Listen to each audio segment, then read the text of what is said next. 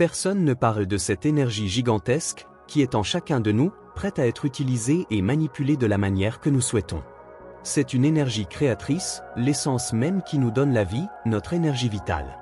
Cette force, qui au premier abord semble invisible, est entièrement tangible dans ses effets. Pour beaucoup c'est un mystère, un concept ésotérique, mais en réalité elle est partout et à tout moment, pulsant de vie avec la conscience. La question est, comment pouvons-nous contrôler cette énergie, pour qu'elle travaille en notre faveur? Dans cette vidéo, vous apprendrez les premières étapes pour contrôler votre énergie vitale, en utilisant les principes de l'occultisme, l'hermétisme et les anciennes pratiques de contrôle de l'énergie telles que le Qiong. Préparez-vous à éveiller le pouvoir qui sommeille en vous. Comprendre le concept d'énergie. Pour faire les premiers pas dans le contrôle de l'énergie, il est essentiel de comprendre ce que c'est vraiment, et comment elle se manifeste dans le monde ésotérique. L'énergie est connue sous divers noms prana-chi éther ou simplement force vitale. Franz Bardon, dans l'initiation à l'hermétique, décrit l'énergie comme l'élément essentiel qui relie l'âme, l'esprit et le corps physique. Il déclare que sans le contrôle de l'énergie, l'homme n'est qu'une feuille dans le vent. L'énergie est la force motrice de toute notre existence. En termes pratiques, elle peut être perçue comme la vitalité dans la santé, comme l'émotion dans les sentiments et même comme l'intention dans les pensées. Élu Lévy appelle cette énergie le fluide magnétique, une substance subtile qui remplit l'univers et peut être façonnée par la volonté. Dans son livre Dogmes et rituels de haute magie, il souligne que l'énergie est comme une rivière, elle coule naturellement mais peut être détournée, canalisée et transformée. Il dit que celui qui connaît le secret du fluide magnétique peut transformer les pensées en réalité, les désirs en force et l'âme même en lumière. De ce point de vue, comprendre comment fonctionne l'énergie, c'est reconnaître qu'elle n'est pas séparée de vous, c'est votre essence, modelée par vos actions, vos pensées et vos émotions à chaque respiration que vous prenez. Apprendre à la contrôler est en fait un processus d'alignement avec ce flux. Aleister Crowley, dans son ouvrage Magic Without Tears, explique que le contrôle de l'énergie commence par l'équilibre des trois aspects de l'être humain, le corps, l'énergie physique et vitale, est soutenu par la nutrition, la respiration et le mouvement. L'esprit, les pensées et les intentions génèrent des vibrations qui affectent directement le champ énergétique. L'esprit, c'est la source la plus subtile et la plus puissante, l'origine de toute énergie. Il a résumé cette idée dans l'une de ses citations les plus frappantes. Est l'art de transformer la réalité par la volonté disciplinée et la volonté est l'énergie dans sa forme la plus pure au cœur de la philosophie chinoise et des pratiques comme le Qiong, l'art chinois ancien où le flux d'énergie est contrôlé par la respiration. Le Qi est décrit comme la force vitale universelle qui imprègne tout ce qui existe, c'est le souffle de vie. L'essence qui anime le corps, soutient l'esprit et nourrit l'âme. Le Qiong offre une approche pratique de compréhension de l'énergie, montrant qu'elle peut être ressentie et manipulée par n'importe qui. Ces pratiques aident à réguler la circulation sanguine du système nerveux et à augmenter la conscience corporelle, à un niveau très précis dans la tradition Taï. On pense que le Qi naît de l'union du yin et du yang, les forces opposées et complémentaires qui composent l'univers. Il est à la fois matériel et immatériel, un pont entre le tangible et l'intangible. Le Qi est lié à des processus biologiques, tels que la circulation sanguine, la digestion et le fonctionnement des organes. Il circule à travers des canaux spécifiques dans le corps, appelés méridiens formant un réseau énergétique complexe. C'est aussi l'énergie qui soutient les pensées, les émotions et la clarté mentale. Lorsque le Qi est bloqué, la confusion et le déséquilibre émotionnel surviennent sur un plan supérieur.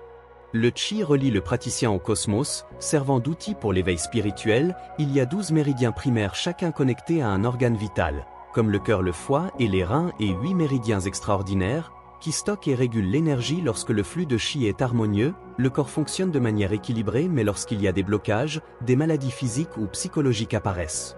Imaginez les méridiens comme des rivières irriguant un champ. S'il y a un blocage, l'eau stagne et la terre devient malade.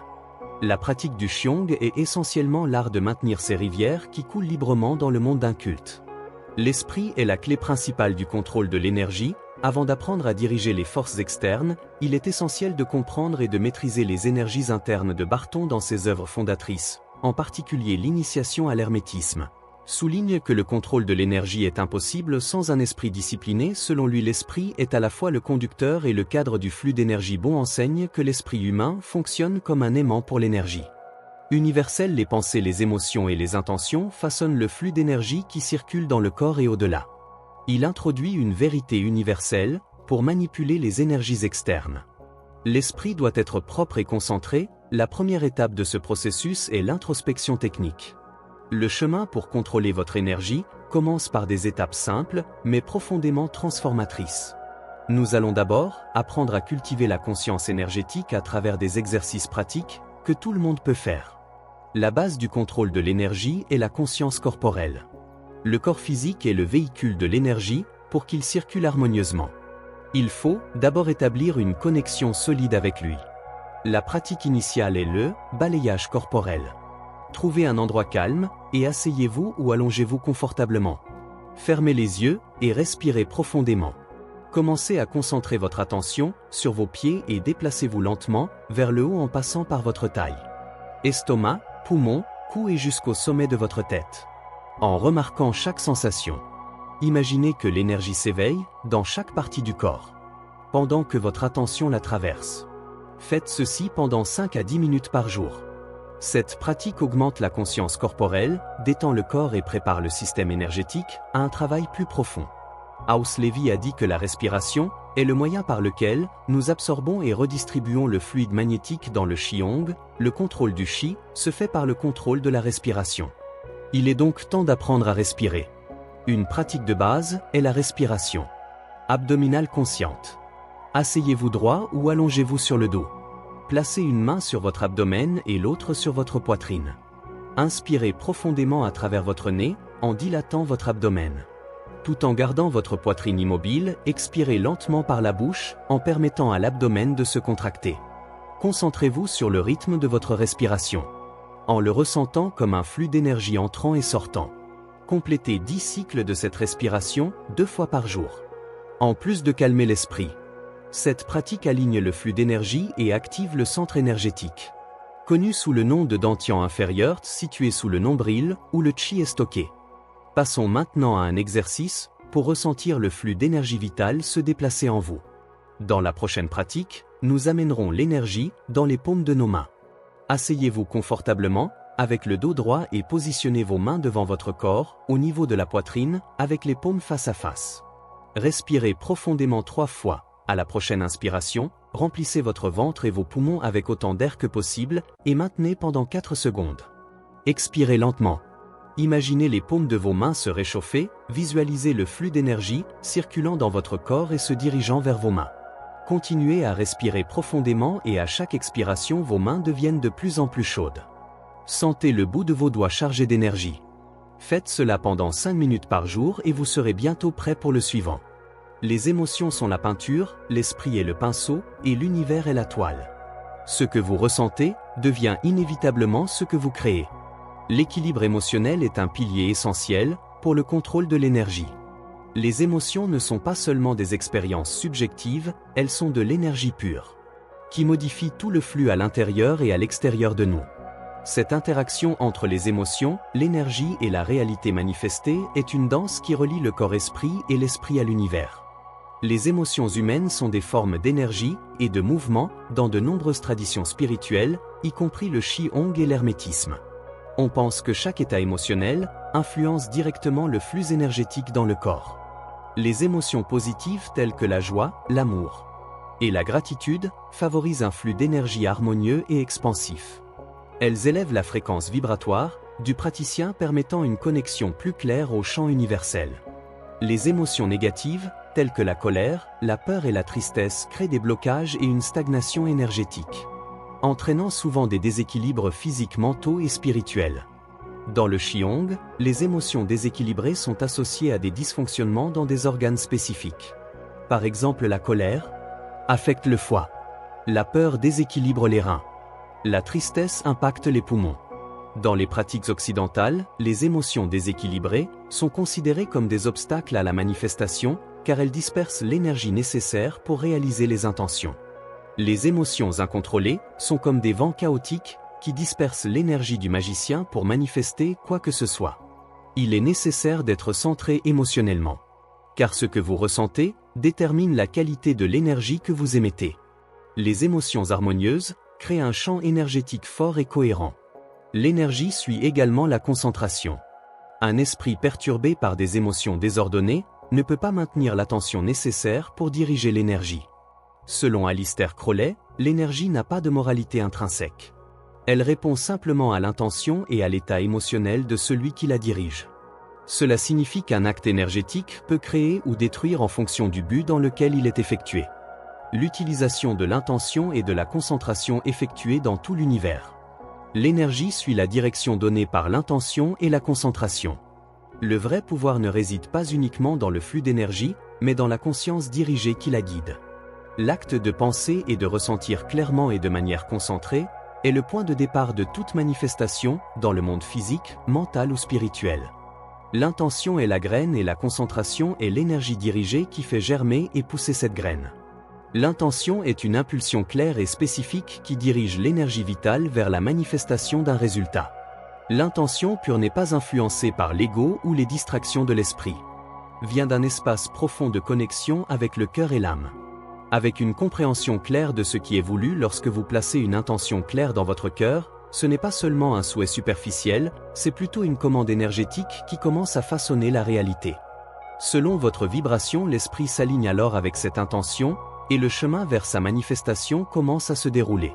Cette intention peut être pour la guérison, pour transformer une circonstance ou même pour atteindre un niveau de conscience plus élevé. La clé est d'être pleinement engagé et présent dans l'acte de diriger cette intention. Tandis que l'intention définit le but. C'est la concentration qui maintient la concentration nécessaire pour matérialiser ce but. La concentration est l'action de l'esprit. Le processus d'unification de l'énergie mentale en un seul point. Sans concentration, l'énergie vitale peut se disperser, affaiblissant la manifestation désirée. L'esprit humain par nature a tendance à se distraire, errant d'une pensée à une autre.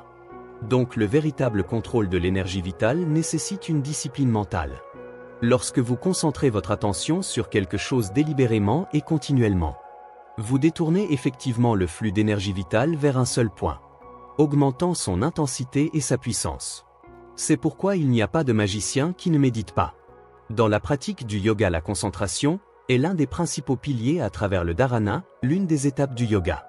Le pratiquant apprend à concentrer profondément son attention sur un seul objet ou une seule idée. Qu'il s'agisse d'un chakra, un souffle, une visualisation ou même un son. Cela aide à canaliser le flux d'énergie pour un but précis. Maintenant, pour terminer, utilisons cette connaissance de l'intention et de la concentration pour effectuer une pratique de pranayama, qui vise non seulement à contrôler la respiration, mais aussi à diriger et intensifier le flux d'énergie vitale, prana, dans tout le corps et les corps subtils. La respiration par sa nature est un canal d'échange entre le monde extérieur et notre être intérieur. Chaque inhalation est un échange d'énergie avec l'univers. Et chaque expiration est une libération des émotions de tension et de l'énergie stagnante. Mais pour que cet échange soit complet et efficace, il est nécessaire de travailler consciemment.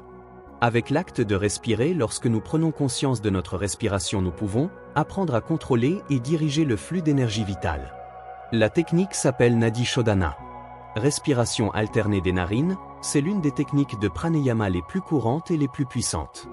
La respiration alternée des narines vise à équilibrer le flux d'énergie dans les deux hémisphères cérébraux et à dégager les canaux énergétiques. Symboliquement, elle représente l'équilibre entre les énergies opposées de l'univers, le soleil et la lune, le masculin et le féminin, l'actif et le passif. Comment pratiquer? Asseyez-vous dans une posture confortable, avec votre colonne vertébrale droite. Avec votre main droite, utilisez votre pouce pour fermer votre narine droite. Et inspirez profondément. Fermez la narine gauche avec votre annulaire et relâchez la narine droite. En expirant complètement par la narine droite. Inspirez maintenant profondément par la narine droite et expirez par la narine gauche. Continuez d'alterner les narines, en maintenant toujours une respiration profonde et lente. Cette pratique aide à équilibrer les flux d'énergie dans le corps, apportant calme mental, clarté et paix intérieure. En plus d'être un excellent exercice de concentration. Le contrôle de l'énergie vitale est un chemin de découverte de soi et d'évolution commencé par de petits pas. Faites attention à votre posture. Respirez consciemment. Méditez. Visualisez et gardez votre intention claire. Au fil du temps, vous commencerez à remarquer que votre propre énergie devient plus forte, plus harmonieuse et plus dirigée. Rappelez-vous que l'énergie vitale est en vous. Vous êtes le maître de cette énergie. Et en apprenant à la contrôler, vous deviendrez le créateur conscient de votre propre réalité. Merci d'avoir regardé.